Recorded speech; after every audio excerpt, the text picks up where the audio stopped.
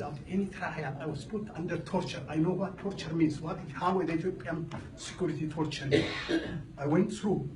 I lost brothers from whom we spent 6 years together in prison, taken away from me, and we were slaughtered. And they were tortured during that period. I spent 10 years in that solitary torture place. And when the new government came back, we thought the American government gave us one hope. They said democracy will come. But what do we see? It's not a democracy. It's a fascism. We are coming across a fascism. This America has a responsibility.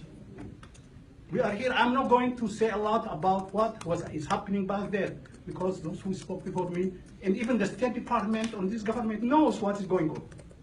But why they are not taking action? Why they are doing this? This is American relation with the Ethiopian government is at crossroads. Either they have to choose between the murderers, those who are destroying that country, those are the corrupt government, who is just only starving its own people, who is creating more havoc in that country and in the region, or they have to choose the people. This is what we have to ask. We are asking our representative. We have a right as an Oromo American. We have the right. We pay taxes. Our tax is being used to kill our children back home. We are bleeding inside. We are dying. Our children, our relatives, all people and young are being tortured, killed, disappeared, imprisoned in thousands in a place where nobody really knows, because they were just taken away. And so there are so many people, many mothers are crying home because her son in the middle of the night came and taken away. He doesn't know, she doesn't know where he is. The father doesn't know where his son is. This is the country, this is the 20th century, the 21st century we are living in. The Ethiopian government, just all of them, they never respected the human right. What is the US is going to do is just only let the world is right only every year, the State Department briefing on human rights, or they don't take action. I don't think the US government has not have any reason not to say that they have also the blood in their hand, because the American money is the one who is killing us. The American tanks is killing us. The American arms that is killing us. Now, not only this, our farmers are starving. It's not because they can't farm. Ethiopia is one of our farmland, one of the beautiful, rich country. But Oromia, among Ethiopia, the most fertile of all. And then, how can an Oromo, you can say to anybody that an Oromo is starving? Because we can't, if he is farming. But they take his land and give to Chinese, to Turkeys, to Asians. And so the farmers are telling us, when these people, from Middle East, from Asia, they're loading a lot of grains on trucks, supported by the security people, and we are starving. Our people are starving there. He's looking around and can't do anything. So he went to Addis Ababa, the capital, is blooming by farmers who lost their people, their land. They are living, they throw out a small amount onto them, and they go and they starve in the city. They don't get a job. Unemployment among the Oromos is the highest. Some estimate made graduate students, particularly, up to 40% are unemployed. These are facts. What do you expect them to do? There are some who just ran out of the country. Like just recently, the other day, over 400 people were swallowed in the water. They went down in the sea. It's not because they don't have a country. The country is taken away by those who are corrupt, those who are killing our people. That is what is hurting us. We are here today as an American, Oromo American, to ask for our rights, not to tell them. They know it. We are asking them our rights. to be heard. We have the right, our people has the right to take to the hearing. We're asking Congress to have a hearing, investigation on this matter and take action. Stop funding this fascist government. Completely, it's a fascist. It has no other meaning. It's carrying a genocide. Not in Oromia, in Ogaden, in other small regions. This is a fact that is known to all of the world, but the world is silent. Why? Because we are peaceful people. We don't mind. We can just take anything, anybody who come. We will not fight back because we are so have been for 100 years. We take whatever given to us. That is torture and killing. We take that, and the world is taking that too. But it will come time when our children are raising up. They will understand that they can't continue like this. And then it will come to the American people to understand, to the American governments to understand that we made a mistake. We have to, when we have to choose the people, we chose the wrong group, the wrong government, the dictator that killing our people. We are here to plead, to ask our congressmen to stand up, to represent us, to don't waste our tax money, and do something about it. Do something about what is going on in Ethiopia. You know it.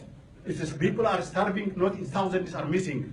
So please do something. That's what we are here. Thank you very much for listening to me.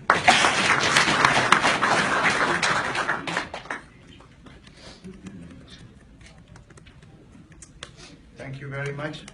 My name is Gammachu, Pastor Gammachu Olana. I'm a pastor of a congregation and also chairing many of our congregations, evangelical congregations. And I just want to be brief. As you can see, we are here with pain, with a grief, with pain, with a lot of pain. And as Bonnie has placed everything in perspective, and we know what is really going there and what is happening. I don't want to repeat that.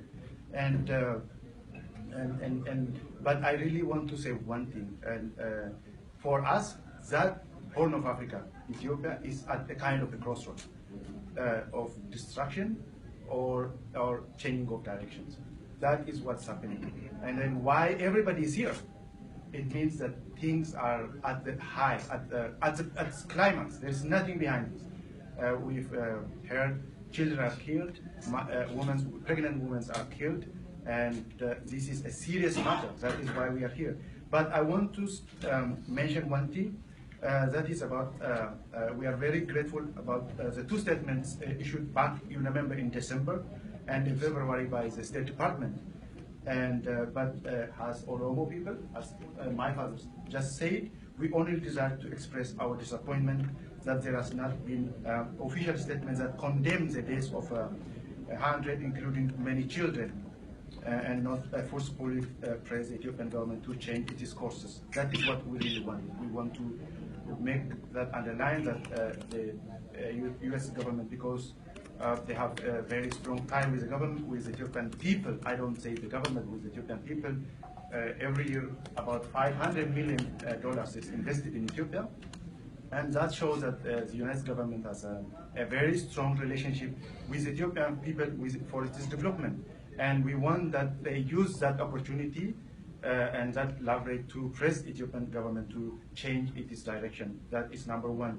And so we want to express also, as everybody knows, that the Prime Minister apologized before the Parliament, and which is not clear, but the apology has no any political or administrative action. Nothing came out of that apology. So we really want to ask and plead with the United government to press the Ethiopian government and leaders to, number one, to release the detained individuals, stop harassing people, release the detainees, and at the same time respect the human right and especially withdraw the army from the village. That is what is causing a lot of issues, and withdraw the army from the village. And that is what we want to really underline. And we consider the suspending of the master plan, which was broadcasted, as just a positive step. We have to really say that, but this is not enough. the master plan was passed as a legislative. It was legislated by the legislation body. Hence, it is suspension or cancellation by word is nothing. It should be legislated by the parliament, by the office itself. And we strongly believe that the Ethiopian government should immediately launch a serious process of consultation with the people and its leaders, including the opposition political parties, if we want to change the direction of the problem. That is what we want to underline. That is why we are here. That is why we are here with one single voice as a community, as a civil community. That is what I really want to say. Thank you very much. Okay. Thank you so much, Pastor Gamachu. You know what? Just to reiterate a couple of questions, a couple of points. One is there is a narrative, world state narrative about Ethiopia, Ethiopia rising, Ethiopia growing, Ethiopia welcome for investment, Ethiopia moving to the middle class by 2025, Ethiopia going to be the middle economy country. Those all are false narratives. Check the World Bank, check the IMF, check the African Bank, check the Exim Bank, Exim Bank from Canada, and from India, I'm sorry, from India. Those are false narratives. You may see buildings coming up, you may see development in the city. When you go over there and visit over there, you might see things are really growing. They are growing at the expense of our people. Right. Our people are fighting for food, for survival. And these are investors who are taking over.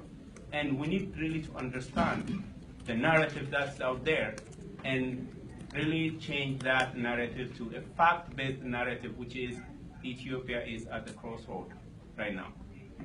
Second is Oromo people are the loving people. Oromo people are welcoming people. Look in Oromia regional state today. How many ethnic groups live in the Oromia regional state today? Oromo people shouldn't be taken the narrative of this threat. Oromos are being threatened. Oromos coming power to threat. No.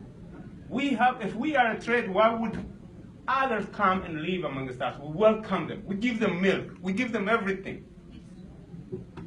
This narrative should be clear out there. It's a fact. Go where I grew up. How many other nationalities live there? Do they live in the north? No. Do they live in the southern part? No, in the other regions? Take the whole other regions. Do they live there? No. How many nationalities live in Oromia? That narrative should be clear for our neighbors, for our other ethnic groups, and we welcome them to be part of our struggle for justice, not to push anybody, for justice. That's what we are doing. And Oromo shouldn't be a threat in that country. Oromos is a solution for that country. We are the solution. And we are the solution for East Africa. That narrative should be out there. And so that we call for action. We call you for action. We call you, we live in 21st century. We call you to tweet. We call you to be engaged. We call you to talk to your legislature. We call you amongst yourselves. We call you to be on the same narratives, fact-based narratives. We call you not to be silent. I said, do something. You have a voice, you can tweet, you can Facebook, you can go on social media. Do what you can do. So we ask you that. And with that, as we head out from here, we have about 30 minutes to go to Tom Lantos Human Rights Commission hearing on 2255 on the same building on the second floor. Following that, right after 12:15, outside of this building on the ground, we have a press conference. So we would like you to be present for the press conference too, because we are in town really for work, right? We are here for work. And today, be patient. be with, we talked about this protocol, so I'll leave with that. And I just we have about, if I take only about 10 minutes, and particularly the media people, if they have a couple of questions. This is the media briefing, so media credentials only. Couple of questions if they have any. If anybody has any question to ask for our media brief.